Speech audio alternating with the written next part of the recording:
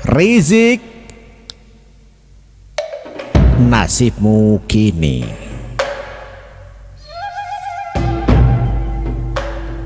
Karena 2019 adalah tahun Pilpres, maka 2018 adalah tahun politik.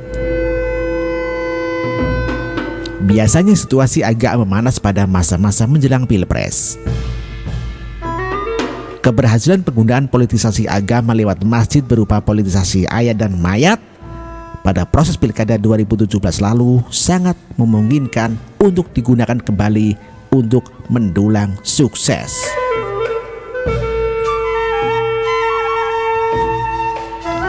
FPI dan beberapa ormas lain memainkan peran yang sangat besar untuk membentuk opini dan teror, walaupun balutan judulnya adalah aksi damai.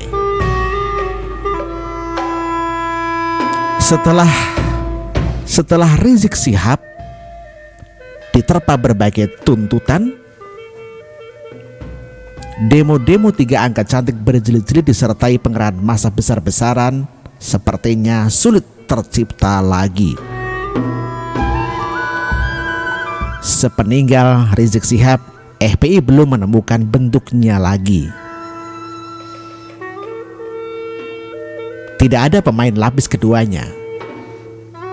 Habib Novel, Fitza Hetz atau Munarman tidak bisa mengambil alih tongkat komando tugas dan kepemimpinan di FPI. Saat ini FPI sedang bergerak menuju titik nadir. Rizik Syihab ibarat kodok yang mula-mula dibelai, lalu dimasukkan ke dalam panci, kemudian diberi api yang kecil dan perlahan dipanaskan. Kodoknya baru merasakan panas dan agak terlambat baru menyadari bahwa ini ternyata adalah jebakan.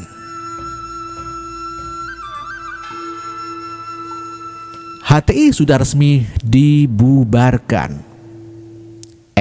UI, GNPF, MUI yang isinya itu juga tidaklah sekuat dan setenar FPI.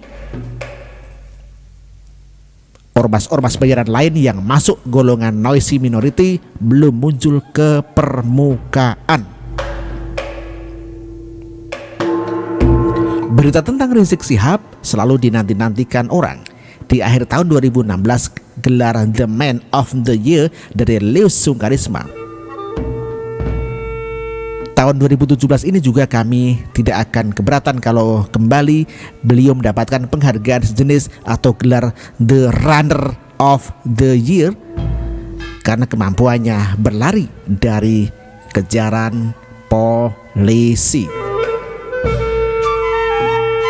Mulai dari panggilan pertama yang bertepatan pada saat umroh, pada panggilan kedua pun masih berada di luar negeri. Panggilan ketiga langsung berupa DPO negara, Diponegoro bacanya, yang terkoneksi dengan Rich Notice Interpol. Mau lari kemana kalau paspor dicabut oleh imigrasi Jakarta dan visa habis masa berlakunya? Pastilah statusnya adalah stateless, alias tidak punya kewarganegaraan. Mungkin nasib pencari suaka Irak atau Suriah lebih baik karena jelas alasan dan asal usulnya.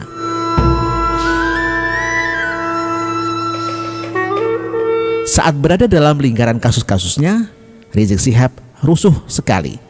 Semua jurus berkelit dikeluarkan. Para simpatisan melapor ke Komnas HAM. Kita juga dikejutkan oleh tindakan-tindakan persekusi di Solok dan Cipinang Muara.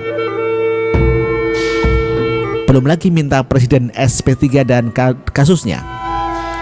SP3 kan belum lagi minta Presiden untuk meng-SP3-kan kasusnya. Padahal dulu mengancam Presiden untuk tidak melakukan intervensi kasus hukum Ahok. Selagi di Arab Saudi, lewat anak buah RS juga mengancam akan menggerakkan revolusi putih dari pengasihkan, sepertinya halnya Ayatullah Ruhollah Khomeini.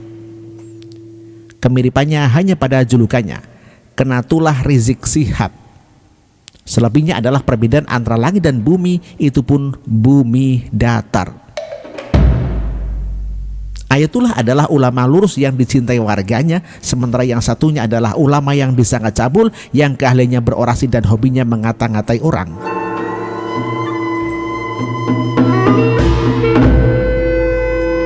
Luar biasa ide merangkai kata-katanya. Para hansip terangkat derajatnya ketika disamakan dengan Mayor Jenderal Kapolda. Masyarakat Sunda juga disenangkan dengan penambahan kosakata baru campur racun. Sukmawati Soekarno pun panas. Sukmawati Soekarno Putri panas telinga mendengar Pancasila dan orang tuanya dilecehkan, juga kasus penistaan agama, bidannya siapa.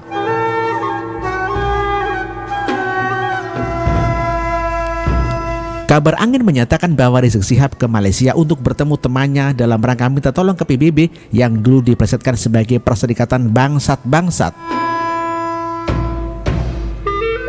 Logikanya pihak yang meminta tolong bangsat adalah yang derajat lebih rendah daripada bangsat. Makhluk apa itu?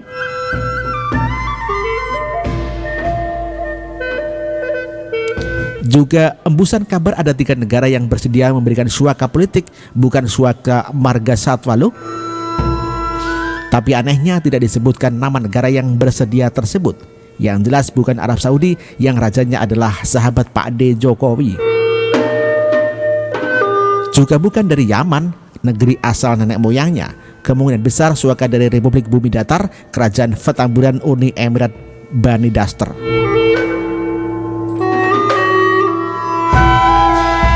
Pengacara Egy Sujana mencoba birgain kalau Rizik Syihab akan pulang asal jangan ditahan, tapi hanya boleh sebatas memberikan keterangan. Itu namanya status sebagai saksi. Ini kan sudah jadi tersangka. Mungkin besok minta birgain lagi, boleh dipenjara asal sekamar dengan Firza Hussein. Jika dipenjara harus disediakan ruangan untuk pengajian, double atau triple mic, pengeras suara di atas mobil komando untuk latihan. Pengacara lain, Kapitra Ampera, mencoba membelokkan topik, mempertanyakan mengapa polisi tidak membongkar terlebih dahulu kasus Animaus yang mengupload chat dan foto-foto via WA. RS kan hanya korban.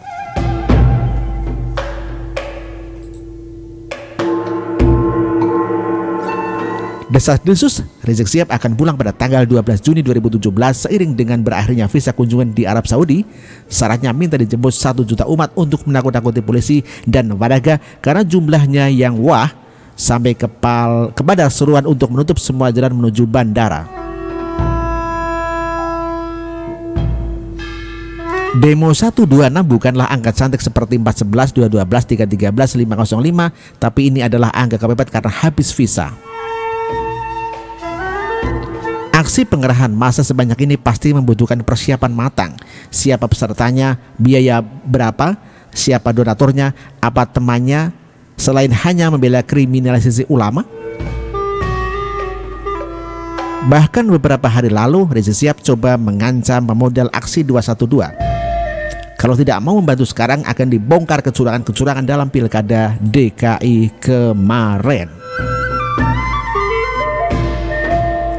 Posisi Rizik Syihab sudah sangat tersudut, ibarat telur di ujung tanduk. MUI tidak bisa berbuat banyak lagi. Amin Rais sebelum terkuak berita transferan ke 6 kali 100 juta sudah menyarankan untuk pulang dan menghadapi kasusnya. Teman-teman seperjuangannya dulu memilih jalur aman, bersikap netral karena tidak punya kepentingan saat ini. Yang tersisa hanya simpatisan tanpa pemodal. Apa yang bisa dilakukan? Begitulah kura-kura. Salam spesial buat Stephen Handoko. Terima kasih.